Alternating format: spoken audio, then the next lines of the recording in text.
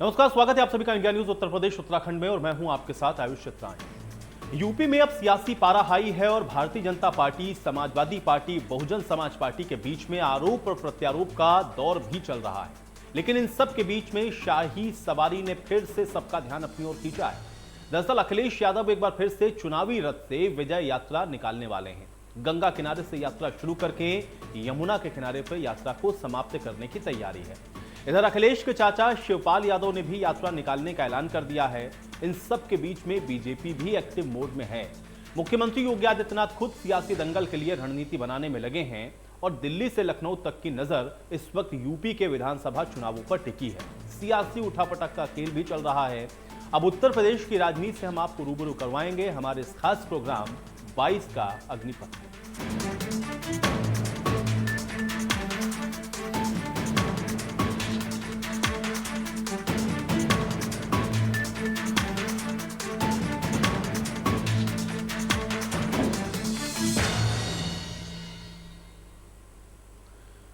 तो जहां सभी विपक्षी पार्टियां सवर्ण जातियों को रिझाने में लगी हैं, तो फिर वहीं भारतीय जनता पार्टी की नजर अब ओबीसी और अति पिछड़ा जातियों पर है। 2022 में बीजेपी की रणनीति 2014 और 17 को दोहराने की है। दरअसल 2014 में बीजेपी की नजर उत्तर प्रदेश में ओबीसी और अति पिछड़ा जातियों पर गई थी और तब से बीजेपी इन जातियों को वोट बैंक में बदलने की कोशिश में लगी है।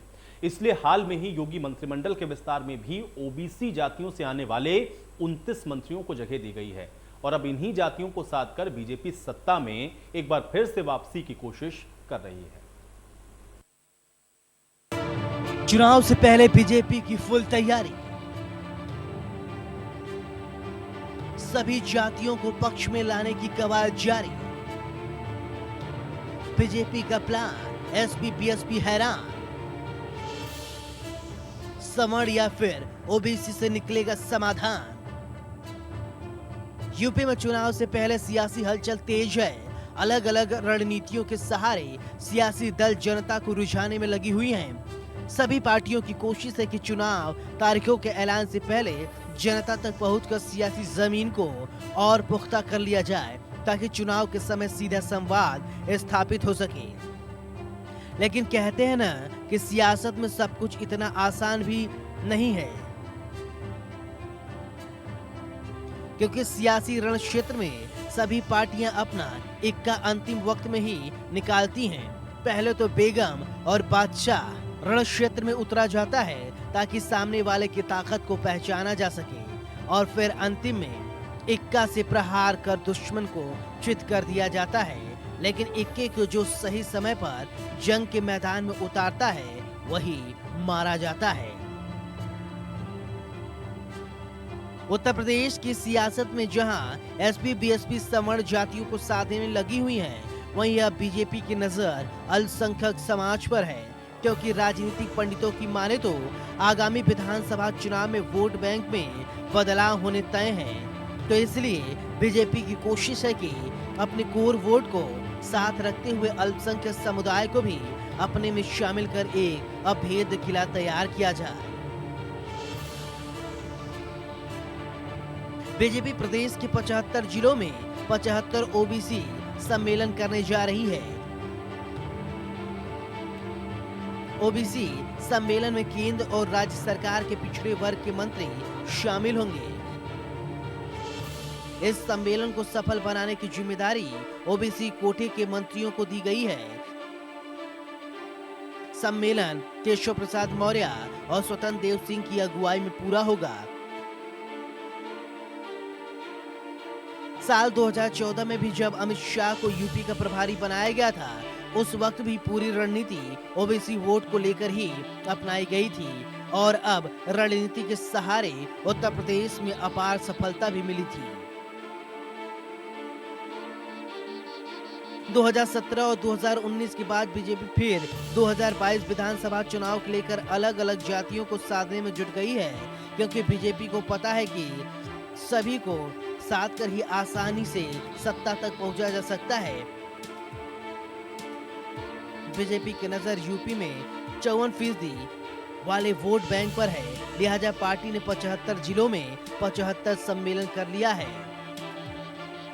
योगी मंत्रिमंडल में 7 मंत्री, इनमें से 29 ओबीसी मंत्री हैं। ओबीसी कोटे के मंत्रियों को सम्मेलन सफल बनाने की जिम्मेदारी। केंद्र के पिछड़े समाज से आने वाले मंत्री भी सम्मेलन में शामिल होंगे। पिछड़े वर्ग के नेता सरकार की योजनाओं के बारे में बताएंगे। इस सम्मेलन के जरिए बीजेपी आगामी विधानसभा चुनाव में 50% से अधिक वोट हासिल करने की कोशिश कर रही है।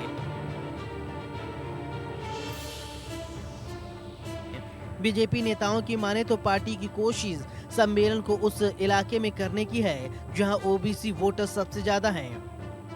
साल 2017 और 2019 के फार्मूले को एक बार फिर से जमीन पर उतारकर भारतीय जनता पार्टी 2022 चुनाव में प्रयोग करने के मूड में है, क्योंकि उत्तर प्रदेश की राजनीतिक इतिहास की माने तो अब तक भारतीय जनता पार्टी को ओबीसी का समर्थन सही से प्राप्त नहीं हो पाया है। इसलिए वोट बैंक को साधने के लिए उसे कई गठबंधन करने पड़ते हैं। लेकिन अब भारतीय जनता पार्टी खुद को इन जातियों के बीच स्थापित करने में जुट गई है। बीजेपी का फोकस ओबीसी वर्ग के उन जातियों पर होगा जिनकी संख्या कम है, लेकिन जो जातियां प्रदेश के अलग अलग हिस्सों में निर्णायक स्थिति में हैं, मतलब जो उसके पक्ष में चले गए, मानो उनकी जीत पक्की है।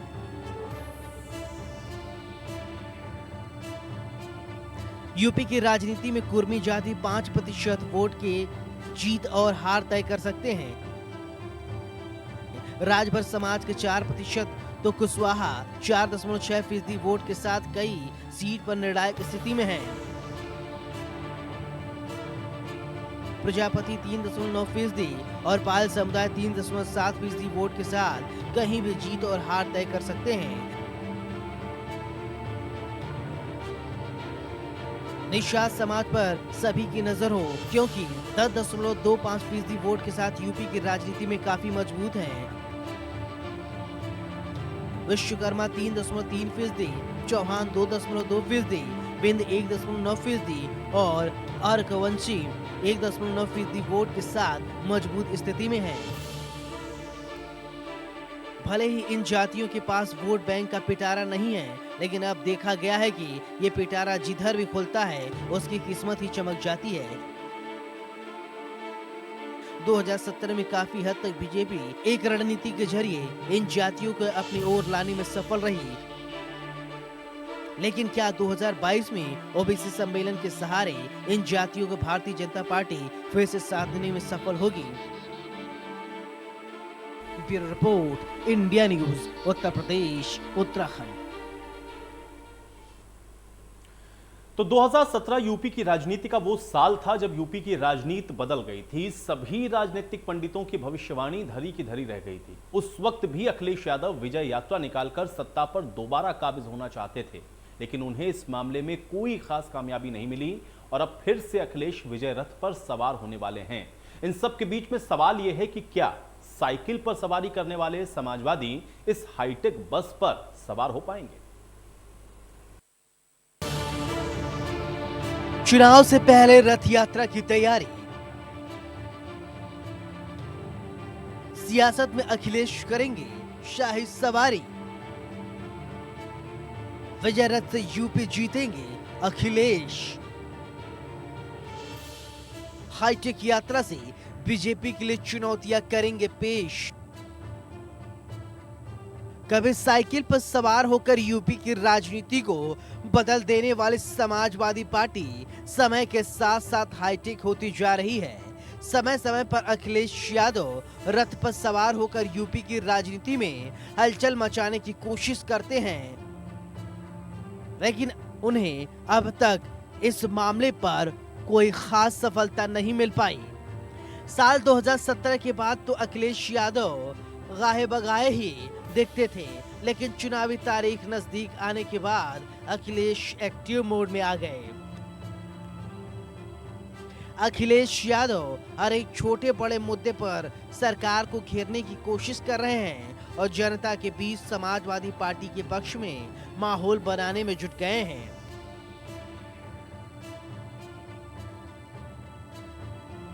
लगभग 5 साल बाद एसपी अध्यक्ष अखिलेश यादव चुनावी रथ यात्रा निकालने वाले हैं।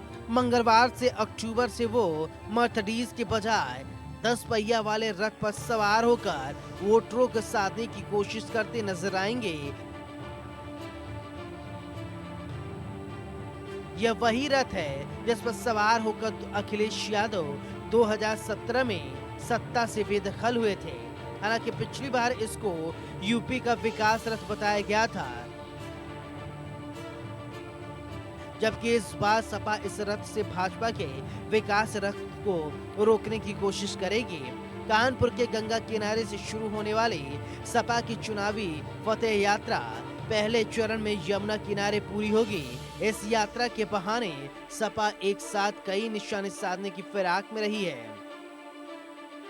उत्तर प्रदेश में 2022 के विधानसभा चुनाव का चुनावी बिगुल बज चुका है। सभी पार्टियां जो उत्तर प्रदेश में प्रमुख रूप से सक्रिय हैं, सभी ने कमर कस ली है और अपने अपने तरीके से कोई भी कमी नहीं छोड़ना चाह रहे हैं। समाजवादी पार्टी की बात की जाए तो उनकी विजय रथ यात्रा जो है वो कानपुर से निकाली जाएगी, ऐसा कहा जा रहा है। समाजवादी पार्टी ने गंगा जमुना तहजीब की जो कहावत है उस पर ये रथ यात्रा निकालने का फैसला किया है। समाजवादी पार्टी के राष्ट्रीय अध्यक्ष अखिलेश यादव कल कानपुर आ रहे हैं और कानपुर से गंगा पुल से विजय रथ यात्रा की प्रारंभ करेंगे और हमीरपुर जाकर जहां पर यमुना जी हैं वहां पर इस यात्रा का अंत करेंगे। तो कहीं ना कहीं जो समाजवादी पार्टी की रथ यात्रा विजय रथ यात्रा है वो कानपुर से निकलने वाली है, उसकी तैयारियां लमसम पूरी हो चुकी है। वैसे चुनावी रथ यात्रा को लेकर अखिलेश काफी दिनों से तैयारियों में जुटे हुए हैं, लेकिन इन सब के बीच एक तस्वीर सामने आई है जहां अखिलेश यादव रथ यात्रा निकालने से पहले मुलायम सिंह यादव से आशीर्वाद लेते नजर आए। मतलब ये कि बड़ों के आशीर्वाद के सहारे अखिलेश यादव चुनावी मैदान में आने की तैयारी कर रहे हैं।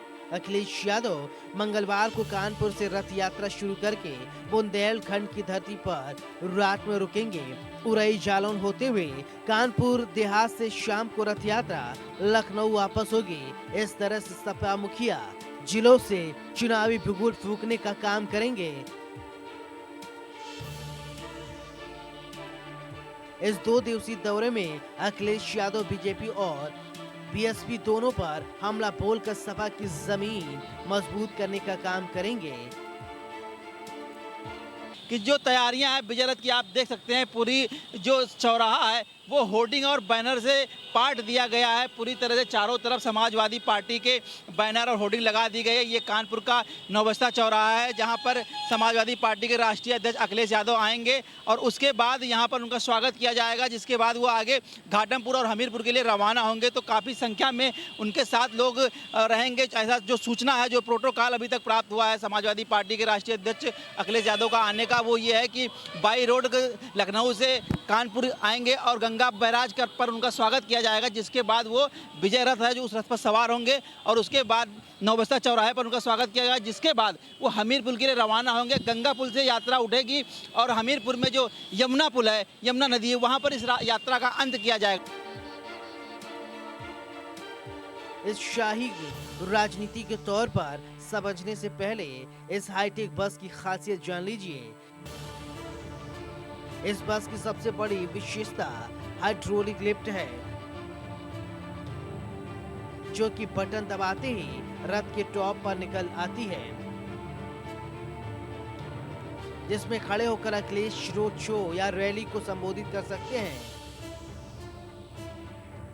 इसमें सीसीटीवी कैमरे, एलसीडी, टेलीविजन, सोफा और बेड जैसी सुविधाएं मौजूद हैं। बस में एक लाउड स्पीकर भी लगाया गया है। डबल कंपार्टमेंट वाला यह बस पूरी तरह से एयर कंडीशन है। बस के अंदर लगे 2 बड़े टीवी और वाईफाई पूरी तरह से खबरों से अपडेट रहेंगे। जिस बस पर सवार होकर अखिलेश 2017 में सत्ता में वापसी की कोशिश कर रहे थे, उसी हाईटेक रथ पर सवार होकर अखिलेश फिर से निकलने वाले हैं। लेकिन जो यूपी में साइकिल पसंद करते हैं, उन्हें यह हाईटेक बस पसंद आएगी, ये देखना दिलचस्प होगा। संवाददाता शिवराज साहू के साथ इंडिया न्यूज, उत्तर प्रदेश, उत्तराखंड। तो 2022 से पहले जहां योगी सरकार की कोशिश है कि तमाम विकास की योजनाओं को जनता तक पहुंचा दिया जाए, जो वादे 2017 में विधानसभा चुनाव के दौरान किए गए थे, वहीं दूसरी ओर सीएम योगी खुद अलग अलग क्षेत्र के जनप्रतिनिधियों के साथ पार्टी पदाधिकारियों को मुख्यमंत्री आवास पर बुलाकर चुनावी जानकारी को जुटा रहे हैं, क्योंकि सीएम योगी भी इस बात को जानते हैं कि अगर जमीनी किले को मजबूत कर लिया जाए तो उसको ढाना किसी विपक्षी पार्टी के लिए मुश्किल हो जाएगा। और इसलिए सीएम योगी आदित्यनाथ खुद अब चुनावी रणनीति बनाने में जुट गए।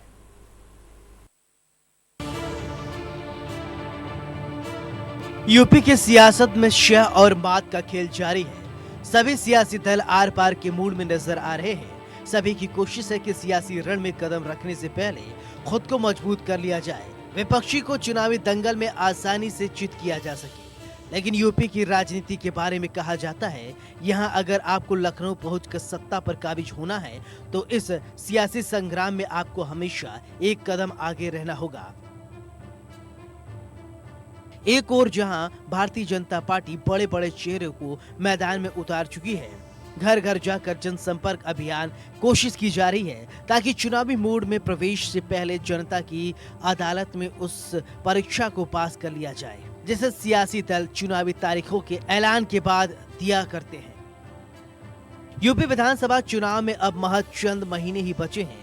ऐसे में मुख्यमंत्री योगी आदित्यनाथ पूरी तरह से तैयारी में जुट गए हैं। बीजेपी अब फुल चुनावी मोड में है। राज्य में दोबारा जीत का पताका फहराने के लिए उन्होंने संगठन के पदाधिकारियों, सांसदों और विधायकों से मुलाकात की। इस दौरान उन्होंने विधायकों के कामकाज का फीडबैक लिया। 2022 में यूपी की वापसी में विधायकों का काम ही सबसे अहम है, क्योंकि जनता काम के नाम पर वोट करती है। ऐसे में बीजेपी चुनाव से पहले अपने हर वादे को पूरा करना चाहती है। पार्टी उन विधायकों पर खास नजर रखी हुई है जिन्होंने अपने क्षेत्र का सबसे कम काम कराया है। सूत्रों की माने तो संघ की आंतरिक रिपोर्ट और प्रतिनिधियों के फीडबैक के बाद ही पार्टी 2022 के लिए उम्मीदवारों का ऐलान करेगी। पार्टी में अंदर खाने चर्चा है कि इस बार 150 से ज्यादा सिटिंग विधायकों का टिकट कट सकता है। वहीं बीजेपी 22 से पहले अपने जनाधार को भी बढ़ाने में जुटी हुई है। उत्तर प्रदेश में होने वाले विधानसभा चुनाव में बस कुछ महीने बाकी है। भारतीय जनता पार्टी 2022 में फिर से अपनी सत्ता में वापसी के लिए लगातार प्रयास कर रही है। उसी प्रयास का एक नतीजा है कि लगातार अल्पसंख्यक मोर्चे की बैठक, किसान मोर्चे की बैठक, तमाम उनके संगठनों की बैठक हो रही है, जिसमें प्रदेश के जिम्मेदार संगठन पे बैठे लोग उनको मंत्र दे रहे हैं कि 2022 का जो विधानसभा का चुनाव होगा उसको कैसे विपक्षियों से जीतनी है। देखने वाली बात है कि ये बैठकों का क्रम कब तक चलता है। भारतीय जनता पार्टी समण वोटरों के साथ साथ मुस्लिम वोटरों पर भी फोकस कर रही है। पार्टी ने हर विधानसभा में एक बूथ 100 वोट की रणनीति होगी। जिन सीटों पर मुस्लिम आबादी 1 लाख से अधिक है, उन पर विशेष ध्यान दिया जा रहा है। यूपी में आगामी विधानसभा चुनाव में जीत का पताका फहराने के लिए बीजेपी पूरी कोशिश कर रही है। बीजेपी अब फुल चुनावी मोड में है। मुख्यमंत्री योगी आदित्यनाथ खुद विधायकों से फीडबैक ले रहे हैं। वहीं बीजेपी के प्रदेश अध्यक्ष स्वतंत्र देव सिंह को राष्ट्रीय अध्यक्ष जेपी नड्डा ने भी दिल्ली तलब कर लिया है। कहा जा रहा है कि अब बीजेपी चुनावी रण में कूदने से पहले रणनीति को अंतिम रूप देने में जुट गई है। सियासत की एक रवायत होती है, जब क्रिया होती है तो उसकी प्रतिक्रिया कई दिनों तक चलती रहती है। स्वतंत्र देव सिंह को दिल्ली बुलाया क्या गया, लगातार लखनऊ के सियासी बाजारों में चर्चाएं गर्म हो गई। किसी ने कहा कि लखीमपुर खीरी के कांड को चर्चा के लिए उनको बुलाया गया है, तो किसी ने कहा कि आगामी 2022 में होने वाले विधानसभा चुनाव के लिए बुलाया गया है। देखने वाली बात है कि स्वतंत्र देव सिंह दिल्ली से जाके क्या मंत्र लाते हैं जो अपने कार्यकर्ताओं में जोश भरेंगे, जिससे 2022 का चुनाव लोग फतह कर पाएंगे। यूपी में चुनावी संग्राम में अब कुछ ही महीने बचे हैं। बीजेपी की सबसे पहले कोशिश ये है कि सभी नसों को टटोलकर इस 22 के संग्राम को फतह करने के लिए पुख्ता रणनीति को अंतिम रूप दिया जाए। राजनीति में एक किलेबंदी के साथ जनता के मनों में योगी आदित्यनाथ के चेहरे को स्थापित किया जाए और फिर सत्ता में काबिज हुआ जाए। लखनऊ से संवाददाता रजनीश पांडे के साथ इंडिया न्यूज, उत्तर प्रदेश, उत्तराखंड। तो चलिए इसी के साथ 22 का अग्निपथ में आज मेरे साथ फिलहाल इतना ही।